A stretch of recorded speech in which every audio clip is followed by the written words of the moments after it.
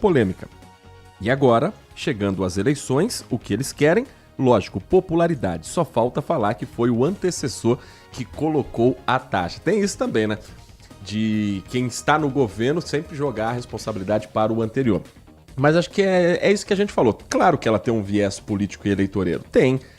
Agora, ela tem uma decisão econômica e ela mostra o quanto as opiniões políticas, tanto do governo quanto da oposição, vão de acordo com o interesse de momento. Quem antes defendia a taxa com unhas e dentes, agora derruba assim, sem explicar muito os detalhes. E quem antes dizia que o governo gosta de taxa, agora está em choque, porque não era para tirar a taxa. E aí, decidam. A taxa é boa ou não é para a indústria? A taxa quebra ou não quebra nossos negócios? Decidam qual é o real valor. Fato que isso vai fazer, se não mudar a eleição, o eleitor ter um sentimento de que está sobrando mais dinheiro na hora de fazer a compra. No fim, o que decide a eleição, gente, é o preço. Eu já falava isso já da última eleição. O que decide é o preço de supermercado. É você ir para o mercado e saber que vai sobrar o dinheirinho no fim do mês para você fazer um churrasquinho com a sua família, passear em outra cidade. O que decide é o poder de compra. Se a pessoa vai no mercado com R$100, antes ela comprava 20 itens. Pô, tô sendo muito otimista, né? 10 itens, agora ela compra 6, é um sentimento que você sai do mercado. Se com os mesmos R$100 ela comprava 10, agora ela compra 14 itens, ela sai com outro sentimento do mercado. Então, o fim da eleição, enquanto as pessoas brigam, e claro que tem um voto ideológico, isso vai continuar.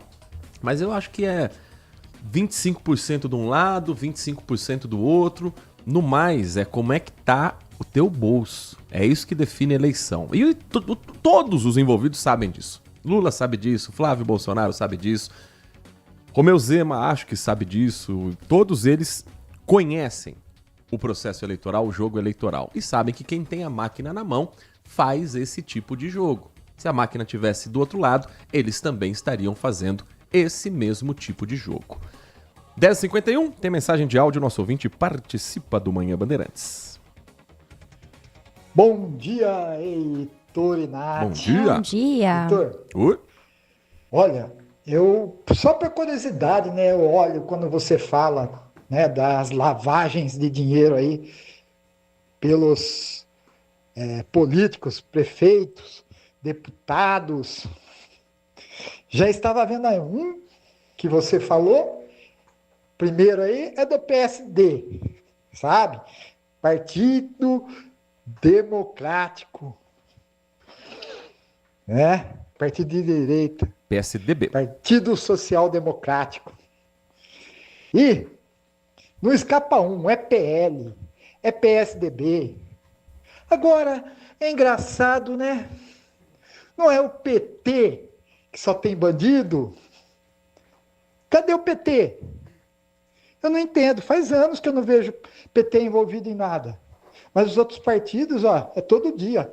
PL é o campeão. Não sei como as pessoas votam nesses partidos, cara. Esses sim, são partidos de bandidos. Mensagem do Marco Bedin, direto da cidade de Hortolândia. Tem mais participação, nosso ouvinte conosco no Giro do Manhã Bandeirantes. Bom dia a todos, Bom dia. DJ Alê, amigo Heitor Fredo. Oi. Esse ano teremos eleições no Brasil. Sim, tá chegando. Dentre os muitos candidatos, nós teremos candidatos a senador, deputado federal, certo? Que compõem o Congresso Nacional. Chegou a mensagem. Aí eu pergunto a você, e não é uma questão de jogar bomba no Congresso, nada disso, direitista ou esquerdista, nada disso. Eu só pergunto a você o porquê o povo brasileiro tem o baita do trabalho ir lá, colocar o seu voto, digitar o seu voto, colocar o seu voto em sistema, sendo que os nossos eleitos pelo povo brasileiro aprovam uma lei como a dosimetria das penas, como a lei das estatais, aí chega um senhor ministro ou senhores ministros, quebram a lei das estatais e impedem que a lei vigore no nosso país. quem foi eleito pelo povo, representando a nossa vontade, diz uma coisa. Aí chega Alexandre de Moraes, não, dosimetria da pena, não. Vamos ver a constitucionalidade. Chega um partido inexpressível, esquerdista. Vamos ver a constitucionalidade dessa lei. Caramba, Heitor Freire, teria que ser feito ao contrário. Quando coloca o projeto, se a lei for aprovada, vê a constitucionalidade antes.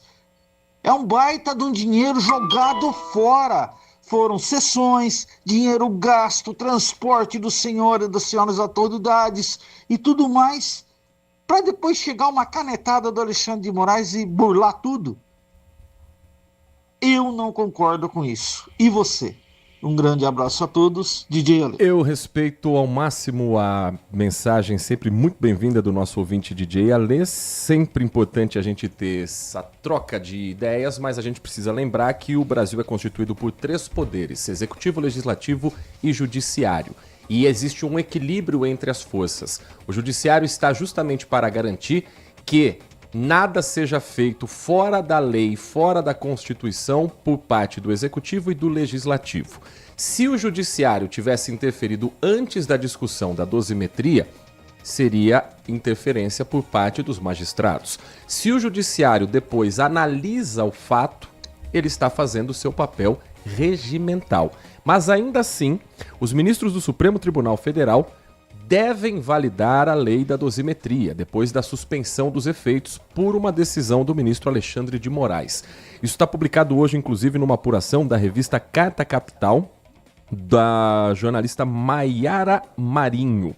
A informação de bastidores diz o seguinte: no STF, Alexandre de Moraes é o relator das ações que envolvem os investigados na trama golpista. Depois da promulgação da lei pelo presidente do Senado, Davi Alcolumbre, condenados por participação em atos antidemocráticos apresentaram pedidos de redução da pena com base no novo texto. No sábado, o ministro decidiu suspender a aplicação da lei para os acusados de 8 de janeiro até que o tema seja julgado pelo plenário do Supremo. Então ele não derrubou o que foi votado na Casa de Leis. Ele apenas falou, segura até a gente analisar se está corretamente embasado pelas leis brasileiras. O ministro solicitou que a Procuradoria-Geral da República e a Advocacia-Geral da União se manifestem sobre os pedidos. Em seguida, Alexandre de Moraes deve pautar o tema no plenário do STF para discussão entre todos os magistrados. E é aí que entra o trabalho de bastidores. A apuração jornalística dá a entender que os ministros vão manter aquilo que foi aprovado. A questão foi feita pelo PSOL e pela Associação Brasileira de Imprensa. Segundo o PSOL, a nova dosimetria promove a banalização dos crimes contra o Estado Democrático de Direito ao conferir à respectiva responsabilidade penal e execução da pena um regime mais favorável do que qualquer outro crime previsto no Código Penal. Eu só tenho medo, meu caro DJ Ale, eu não estou falando de você, mas do Brasil como um todo, de que tudo que é decidido agora pelo Judiciário brasileiro, de que tudo que vem à tona do STF, do Tribunal Superior Eleitoral, seja colocado em dúvida. Porque senão vira igual o futebol que o juiz está sempre roubando. O cara pode acertar na decisão de marcar um pênalti, de dar um impedimento, de dar um cartão vermelho, mas pela paixão do futebol, a gente sempre acha que o nosso time está sendo prejudicado. Achar que o juiz está ajudando ou prejudicando um lado, ok, faz parte.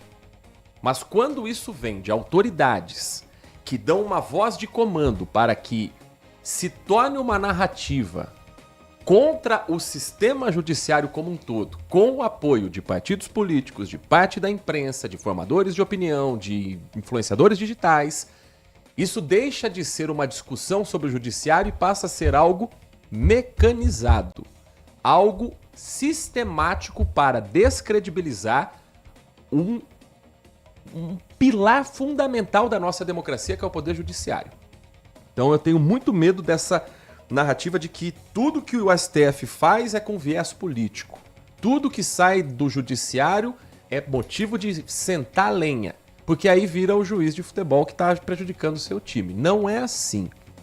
A gente tem que ter muita cautela, porque essa narrativa de descredibilizar o Supremo Tribunal Federal também era parte de um caminho golpista que foi investigado nesse país. Nós corremos o risco ainda de ver uma tentativa de golpe em curso. Isso não é narrativa, isso está nos autos da Polícia Federal, isso está em delações, isso está em escutas, isso está em minuta de golpe. Então, descredibilizar o Supremo Tribunal Federal interessa a quem? Questionar decisões de magistrados é do jogo, eles não estão acima da lei, eles não são super-humanos. Mas questionar tudo o que acontece é um caminho muito perigoso. 11 horas da manhã. Vamos trazer aqui os números da pesquisa Genial Quest, divulgada nesta quarta-feira, para as intenções de voto para a presidência da República. Cenário estimulado em primeiro turno. Deixa eu ver se tem aqui a ficha técnica de quantos foram os entrevistados aqui no portal band.com.br. 2.004 pessoas. 2.004 pessoas. Com 16 anos ou mais, certo? Isso, entre os dias 8 e 11 de maio. Qual é a margem de erro da pesquisa, A Nath? margem de erro é de 2 pontos percentuais para mais ou para menos, e o nível de confiança é de 95%. Nível de confiança é o seguinte: se essa pesquisa for aplicada 100 vezes com os mesmos critérios, ouvindo 2.004 pessoas em 95%, ou seja, 95 pesquisas terão o mesmo resultado. É assim que se mede o nível de confiança de uma pesquisa eleitoral. Vamos aos cenários, então, de primeiro turno. Nath Luquezzi conta pra gente. Pesquisa estimulada é aquela em que o eleitor recebe a lista com os nomes dos pré-candidatos.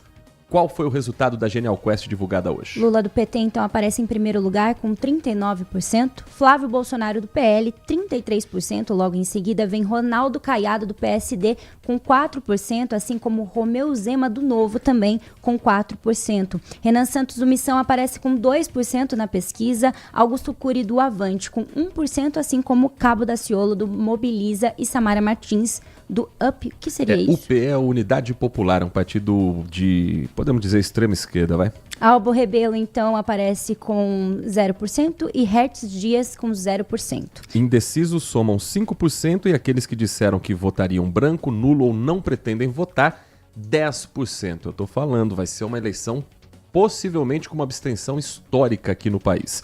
Cenários de segundo turno que foram simulados. Há um empate técnico entre os dois candidatos que hoje se mostram mais competitivos. Nath? Lula, então, aparece com 42% e Flávio Bolsonaro aparece com 41%. 3% estão indecisos e brancos ou nulos somam aí 14%. Num eventual cenário de segundo turno, contra o governador de Minas Gerais, Romeu Zema, Lula amplia a vantagem em relação a outras pesquisas e a outros levantamentos do mesmo Instituto Quest. Lula, então, aparece com 44% e Romeu Zema do Novo com 37%. Números de indecisos são 4% e brancos e nulos somam aí 15%. No terceiro cenário, contra o governador, ex-governador de Goiás do PSD, Ronaldo Caiado, os números são bem parecidos com os de Romeu Zema, Nath. Lula, então, aparece com 44%, Ronaldo Caiado com 35%, indecisos somam aí 4%, brancos e nulos 17%. E no cenário contra Renan Santos, do recém-criado partido Missão, formado pelo MBL, a vantagem de Lula é ainda maior. Lula, então, aparece com 45%, Renan Santos com 28%, indecisos 5% e brancos e nulos somam 22%. É o maior número de brancos e nulos também, 22%.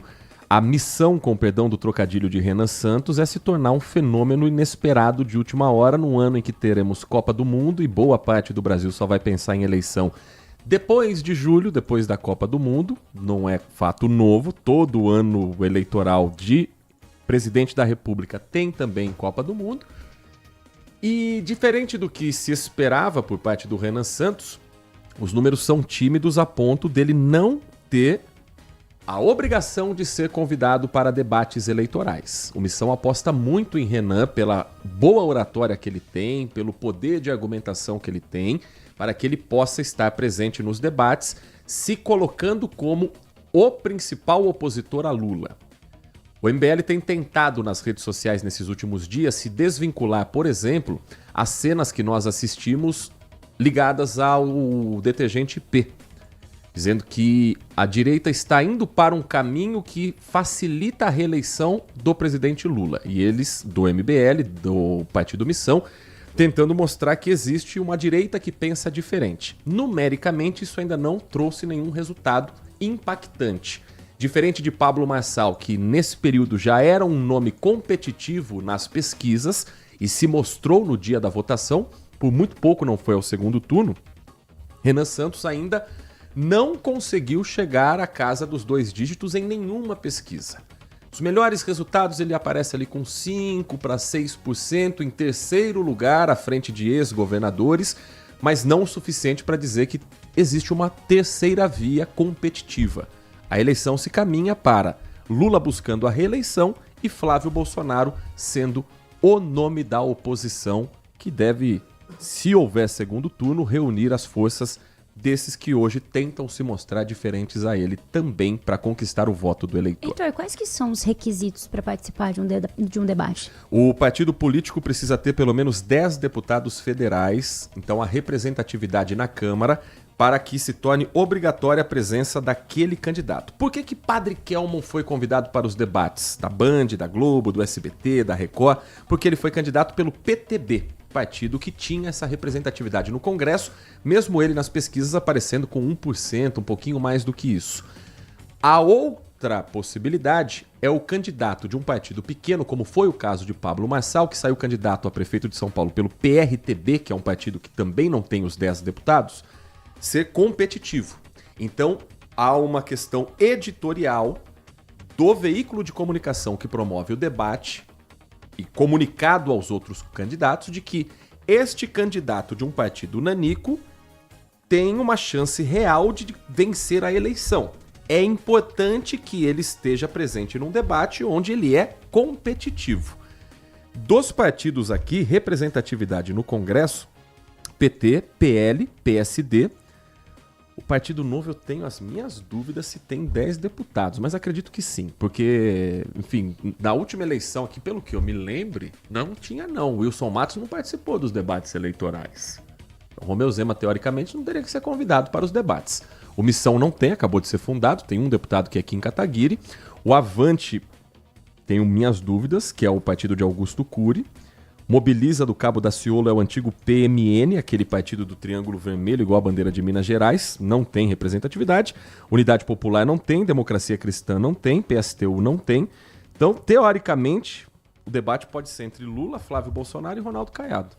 Se convidar Romeu Zema do Partido Novo por ele ter uma representatividade de 4%, tem que convidar o Renan Santos também, porque em várias pesquisas o Renan aparece à frente de Romeu Zema. Enfim, vamos aguardar os próximos capítulos no futuro eleitoral que está começando apenas nesse ano de 2026. Um rápido intervalo e na volta mais da sua participação aqui no nosso Manhã Bandeirantes. Você está ouvindo Manhã Bandeirantes. Oferecimento Recap, Sindicato dos Postos de Combustíveis de Campinas e Região. Acesse recap.org.br. Consumidor. Muitas vezes, a qualidade do combustível que você coloca no tanque do seu veículo pode ser tão diferente quanto o preço que você paga por ele. Por isso, procure abastecer em postos de sua confiança e exija sempre o cupom fiscal. É seu direito e a sua garantia. Recap, Sindicato dos Postos de Combustíveis de Campinas e Região. Acesse recap.org.br. Minuto Bandmuti. Você informado em 1 minuto. A Ponte Preta terá semana livre para treinamentos antes de enfrentar o Londrina na próxima segunda-feira pela Série B do Campeonato Brasileiro. A Macaca deve usar o período para recuperar jogadores lesionados e potencializar os treinamentos táticos. Durante o período, o treinador Rodrigo Santana terá 7 sessões de treinamentos. A dupla experiente da Macaca, Davi Braz e Elvis, deve aproveitar as atividades para intensificar o condicionamento físico. O volante Murilo Cavalcante e o atacante William Potker também são monitorados para retomar as condições de jogo o quanto antes. Para saber mais, acesse bandmulti.com.br. Você ouviu Minuto Bandmuti. Você informado em 1 minuto. Quando você sintoniza Bandeirantes. Quando ouve pela internet no seu computador. Quando seleciona Bandeirantes no aplicativo. É fato e certo. É fato e certo que você encontra informação a todo momento. Pra você saber. Para analisar e formar a sua própria ideia sobre os fatos. É fato e certo. Bandeirantes. Nossa área, a opinião dos nossos craques sobre tudo de Guarani e Ponte Preta e dos times da região. Carlos Henrique e a melhor e mais premiada equipe esportiva do interior paulista. De segunda a sexta, das 11h30 ao meio-dia. Siga e assista no nosso YouTube, Rádio Bandeirantes Campinas. Ouça no FM 85,7 e nos aplicativos de celular. Rádio Bandeirantes. Fechada com você, fechada com a verdade. Manhã Bandeirantes. 11 da manhã e mais 10 minutos. Nath Luquezzi, ainda falando sobre eleições, o Tribunal Superior Eleitoral teve posse ontem, você acompanhou no noticiário do Grupo Bandeirantes, e o presidente Nunes Marques deixou claro qual é o principal desafio para as eleições 2026. Sim, que é combater o uso inadequado da inteligência artificial durante as eleições de outubro. No discurso de posse, inclusive, o novo presidente disse que a utilização inadequada da tecnologia ameaça o processo democrático. Ele disse ainda que devemos estar atentos à tecnologia, que quando mal utilizadas podem representar ameaças ao nosso processo democrático. Vivemos em uma era em que as campanhas eleitorais não chegam às urnas sem atravessar algoritmos, em que a disputa política já não se desenvolve nas ruas e nos espaços tradicionais da vida pública, mas também no ambiente digital, foi o que afirmou o ministro. Em março deste ano, a Corte aprovou limitações para o uso de IA nas campanhas. O presidente também disse que o pleito de outubro será um dos mais importantes desde a redemocratização do país e deverá ter o eleitor como protagonista. Ele ainda destacou as eleições limpas, afirmando que o TSE vai cumprir seu papel institucional de garantir eleições limpas e transparentes. Ele ainda tocou no assunto de urnas eletrônicas, defendeu o sistema eletrônico de votação e disse que o mecanismo é um patrimônio da democracia. Bom, falando ainda de eleições, agora vamos abrir um pouquinho o mapa, vamos para outros estados para a gente saber como está o cenário também nas eleições estaduais. O Instituto Paraná Pesquisas divulgou um levantamento para o estado da Bahia. E veja como os nomes se repetem. ACM Neto, que não se deixa mentir, neto de Antônio Carlos Magalhães, um dos coronéis da política do Nordeste da Bahia. Ele lidera com folga e com grande chance de vencer ainda no primeiro turno. O ACM Neto, ele é filiado ao União Brasil, que é a junção do Democratas, antigo PFL, com o PSL, em que Jair Bolsonaro foi eleito. Então, na verdade, ele nunca mudou de partido. Ele sai o PFL muda para Democratas, que muda para União Brasil, mas sempre foi o mesmo grupo político que vem lá da arena da ditadura militar, da família Magalhães, da família de Antônio Carlos Magalhães. 47,8%. Esse é o número apontado nesse levantamento pelo Instituto Paraná Pesquisas de intenção de voto para ACM Neto, governador da Bahia. Ele venceria no primeiro turno Jerônimo Rodrigues, do PT, que aparece com 38,7%.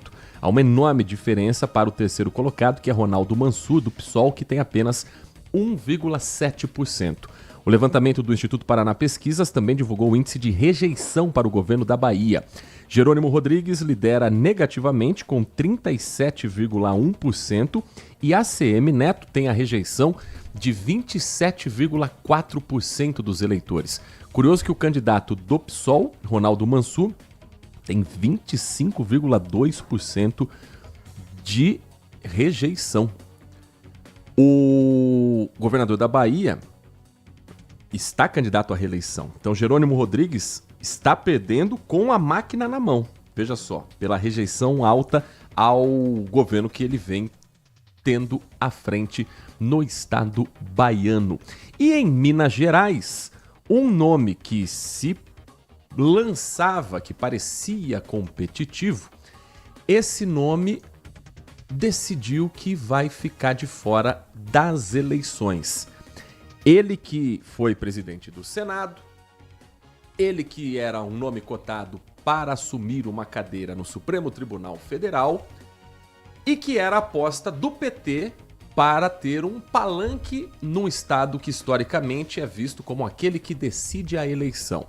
Estou falando de Rodrigo Pacheco, que não pretende ser candidato a governador, Nath Luquez. Ele comunicou ontem, terça-feira, dia 12, o presidente do PT, Edinho Silva, que não pretende mais ser candidato ao governo de Minas. A reportagem da Band, inclusive, apurou que ambos acertaram de ter uma última conversa com o presidente Luiz Inácio Lula da Silva. Porém, o Partido dos Trabalhadores já está desenhando uma nova chapa para o estado, que pode contar com o ex-prefeito de Belo Horizonte, Alexandre Calil como candidato ao governo. Parte da legenda defende que Calil seria um nome mais competitivo e mais alinhado ao partido para enfrentar a direita em Minas Gerais. A Band já havia divulgado que aliados do presidente Lula afirmaram que a atuação de Rodrigo Pacheco na articulação em torno da indicação de Messias foi considerada insuficiente por setores do PT, que esperavam um empenho maior do ex-presidente do Senado para evitar a derrota no plenário. A avaliação é de que o senador perdeu força política após não conseguir entregar apoio suficiente na votação. Minas Gerais está um grande impasse, porque nem Lula, nem Flávio Bolsonaro têm um palanque bem definido. Rodrigo Pacheco é curioso, né? O presidente do Senado, que travou várias pautas do governo em 4 anos, que estaria por trás do não para Jorge Messias, e o PT indo lá, por favor, vá ser candidato para a gente ter um palanque no seu estado. Agora, no caso de Flávio Bolsonaro, o líder nas pesquisas é o senador Cleitinho Azevedo, que é do Republicanos. Ele ainda não decidiu se vai ser candidato. Ele se posiciona como independente.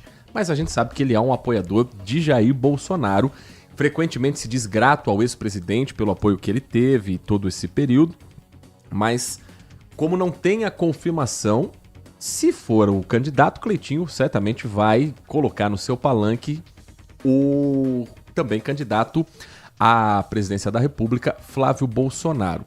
Porém, existem outras possibilidades. Romeu Zema deixou o cargo para ser candidato à presidência da República e deixou o atual governador Matheus Simões, do PSD, em um acordo que ele seria o candidato. E para se aproximar de Romeu Zema, Flávio Bolsonaro teria que se aproximar do vice dele. Mas aí abriria mão de Cleitinho, que é um aliado de primeira ordem.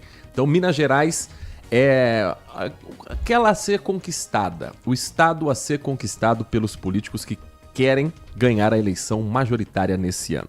Participação do nosso ouvinte aqui no Manhã Bandeirantes pelo WhatsApp da RB. Bom dia, Heitor. Bom dia, Nath. Bom dia dia a todos. A sua explanação foi maravilhosa a respeito aí da taxa das blusinhas.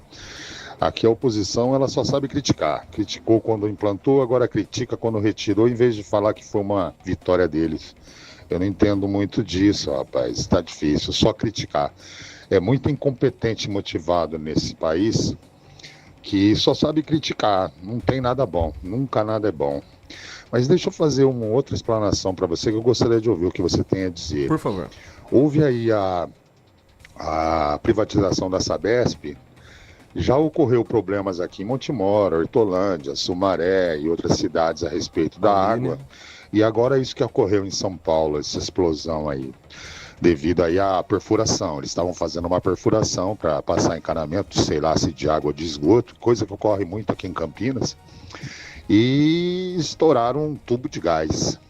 Isso é muito grave, cara. Isso aí é muito grave. Não tinha engenheiro ali, não tinha pessoal capacitado ali para estar verificando que existia uma tubulação de gás. É muito complicado isso aí. Então, de repente, a gente fala muito aí e eu não estou ouvindo ninguém dizer nada aí a respeito. Foi privatizada a empresa. Será que as normas técnicas da privatização da empresa que hoje toma conta da Sabesp é a mesma que a Sabesp tinha, visto que a Sabesp era uma empresa do Estado e não podia cometer nenhuma falha?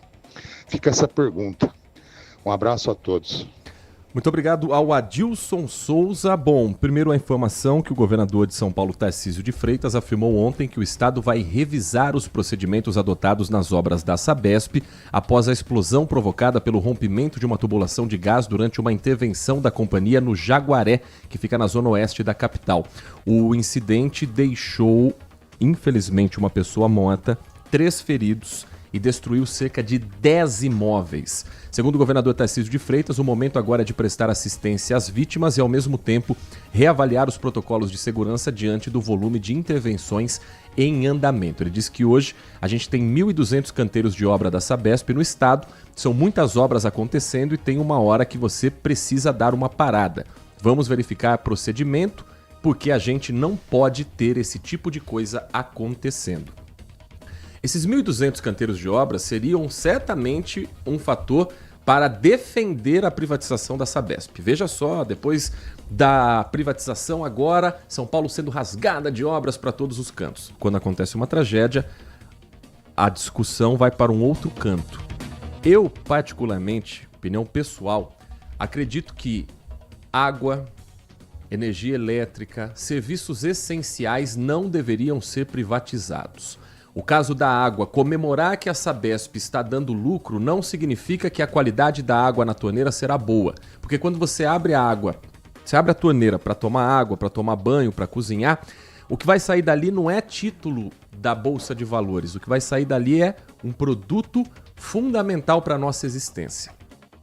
Eu tenho a mesma opinião sobre os Correios.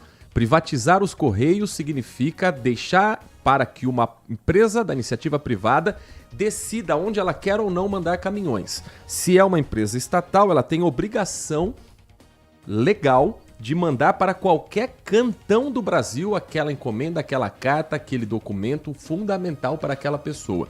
Se você privatiza e não dá lucro, por que eu vou mandar o caminhão para lá? Tem que mandar, porque empresas de serviços essenciais, na minha opinião, tem que estar na mão do Estado. Então, a privatização da Sabesp vai ser um dos temas centrais da discussão eleitoral. E o ex-ministro e pré-candidato a governador Fernando Haddad já está usando isso também nas redes sociais, já está antecipando o debate que a gente vai ver muito em breve nas rádios e televisões pelo horário eleitoral gratuito. Dá tempo de mais uma mensagem de áudio? Sim, nosso ouvinte tem prioridade aqui no Manhã Bandeirantes. Bom dia, Heitor. Bom dia, Nath. Bom Paulo dia. Neves, da Vila Nova. E aí, Paulo? Heitor, esses dias atrás eu vi um ouvinte, que deve ser eleitor, ele é aficionado, ele é apaixonado pelo personagem Lula. Deixa eu mandar um recado para ele aqui. Querido, você não conhece o Lula. Você é apenas um eleitor ufanista do Lula. No governo Dilma, o líder do PT no Senado chamava-se Delcídio do Amaral. Pois bem, na Operação Lava Jato, esse mesmo personagem, veja bem, hein? Líder do PT no Senado, um cargo importante. Na Operação Lava Jato, quando esse cidadão foi apertado pela Polícia Federal, de bandeja entregou que existia um esquema dentro da Petrobras e que tinha um chefe, um cabeça, e esse cabeça era o seu amado Lula. O braço direito do seu amado Lula se chamava Antônio Palotti, ex-governador de Ribeirão Preto. Também falou, existia um esquema lá dentro e o chefe era o Lula. Estes dois conhecem o Lula, você não. Você é aquilo que eles consideram apenas me desculpa, um inocente útil. Um eleitor, aquele cara apaixonado que vota cegamente, não conhece, não sabe quem é ele. Em 1982 eu votei no Lula para governador de São Paulo, eu não conhecia ele. Assim como eu votei em Jair Bolsonaro sem conhecê-lo. Quando eu passei a conhecer quem era Jair Bolsonaro, são os dois votos que eu nunca daria. Lula e Jair Bolsonaro. São dois embusteiros, duas pessoas que só pensam nelas, sabe, distribuem migalhas pro povo, e o povo, ai meu Deus, ele é bom nada. Você vê o caso de Jair Bolsonaro agora. Sabe por que ele não escolheu o governador de São Paulo como candidato? Porque se o governador de São Paulo, Tarcísio, ganhasse a eleição, era ele que ia governar. Já o filho dele não. Se o filho dele ganhar, quem que você acha que vai governar? A primeira coisa que o filho de Jair Bolsonaro vai fazer, se caso seja eleito, é a anistia. Vai anistiar todo mundo. E quem que vocês acham que vai governar esse país? Ou seja, nós vamos voltar a ter aquelas entrevistas idiotas na saída do Palácio do Alvorada de manhã, que só fala besteira, aquele clima de guerra, de perseguição. Eu não quero isso pro Brasil. Eu não voto em nenhum dos dois. Mas eu acho assim, pelo menos o governo do Lula é mais tranquilo do que o do Bolsonaro. Isso é fato. Grande abraço a todos. Mensagem do Paulo Neves, nosso ouvinte de todas as manhãs. Um último intervalo, na volta, os últimos capítulos da novela IP. Hoje a Anvisa decide se mantém a suspensão ou não dos produtos fabricados em Amparo. Tem deputado do PT protocolando notícia crime contra autoridades brasileiras e o cidadão que fez um vídeo bebendo um líquido dentro da embalagem da IP revelou o que é que tinha dentro daquele frasco. A gente conta isso na volta do Manhã Bandeirantes. Manhã Bandeirantes. Consumidor, muitas vezes, a qualidade do combustível que você coloca no tanque do seu veículo pode ser tão diferente quanto o preço que você paga por ele. Por isso, procure abastecer em postos de sua confiança e exija sempre o cupom fiscal. É seu direito e a sua garantia. Recap, Sindicato dos Postos de Combustíveis de Campinas e Região. Acesse recap.org.br. Minuto Bandmuti. Você informado em 1 minuto. Os trabalhadores e alunos da Universidade Estadual de Campinas, a Unicamp, realizaram uma manifestação grande no começo dessa semana. O protesto luta pelo reajuste salarial de 15,97% e pelo fim da implementação da autarquização da área de saúde, além de denunciar os atos de violência contra 3 universidades públicas paulistas. Por conta da ação, a rodovia Dom Pedro I registrou congestionamento pela manhã. A manifestação aconteceu na rotatória que dá acesso às universidades e afetou o tráfego de veículos nas marginais do quilômetro 137. A lentidão também atingiu o acesso à rotatória que liga a Avenida Adolfo Lutz ao Hospital das Clínicas e uma das entradas da Unicamp. Para saber mais, acesse bandmulti.com.br. Você ouviu Minuto Bandmuti. Você informado em 1 minuto. A melhor cobertura do futebol. Reportagem sempre presente. A melhor transmissão. Análise e comentários super embasados. E narrações vibrantes como esta. Dominou seu goleiro, vai marcar, bateu, defesa! É o Futebol Bandeirantes, que você ouve no FM, também no aplicativo Bandplay e no YouTube. Onde e do jeito que você quiser. Manhã Bandeirantes. 11h26. O deputado federal Rogério Correia, do PT de Minas Gerais, protocolou na Procuradoria-Geral da República uma notícia de fato contra o deputado federal Nicolas Ferreira, a ex-primeira-dama Michele Bolsonaro, o senador e pré-candidato a governo de Minas Cleitinho Azevedo e o empresário Luciano Hang, dono da rede Avan, em razão de publicações sobre produtos da marca IP, após o alerta sanitário emitido pela Agência Nacional de Vigilância Sanitária. Na representação, o parlamentar pede a instauração de um procedimento investigatório para apurar possíveis crimes de exposição da saúde ou da vida de terceiros a risco, descumprimento de medida sanitária preventiva e incitação à prática de crime, além de eventual infração sanitária. Hoje, a Anvisa deve divulgar um novo parecer técnico se mantém ou não a suspensão dos produtos IP com final 1 na fábrica da cidade de Amparo. E o vídeo que mais viralizou, Nath Luquezzi, é de um cidadão bebendo um líquido branco como se fosse um detergente de coco da IP. Ele veio a público agora para dizer o que é que tinha dentro da embalagem. Foi só uma grande encenação. Ele disse que usou iogurte de coco. O nome dele é Leonardo Rodrigues, de 43 anos. Ele oficiou um meme, era brincadeira entre amigos. Usei um frasco vazio e coloquei iogurte de coco. Não tinha nada de detergente, não tinha consumo de produto de limpeza. Foi só uma encenação, foi o que disse o Leonardo Rodrigues. Isso era óbvio, eu achava que era leite com leite condensado. Mas tem gente que tá lavando frango, o frango é verdadeiro, lavando frango com detergente, tomando banho, jogando no cabelo. Que perigo. Enfim, tempos modernos. 11h28, moderna é Nath Luquezzi no Band Mulher, 1h30 da tarde, que estará a postos esperando você para quais atrações hoje, né? Hoje a gente vai falar sobre negócios, como deixar o seu negócio mais previsível, não contar muito com o dia a dia, contar com uma rotina. A gente vai falar também sobre tumores cerebrais em cães e gatos. Vamos receber uma veterinária e vamos fazer esse alerta para você. E vamos ter música também. Opa. Do In Concert. É uma nova modalidade aí para casamentos, festas. Lindo demais, que une piano e voz. Então, 1h30 da tarde eu espero você, além dos babados do mundo dos famosos. Vai ser bonito hoje o Vai Band ser Mulher. lindo demais. Imperdível na programação da Band. A gente volta amanhã até segunda ordem, 10 horas da manhã. Certo, Nath Luquez? Certíssimo, até amanhã. Trabalhos técnicos de Alan Zanelato na mesa de som, Edson Freitas na central técnica e a coordenação do Gil Kleber. Vem aí o Nossa Área com Carlos Henrique, o timaço de Carlos Batista. Um grande abraço para você e continue na RB.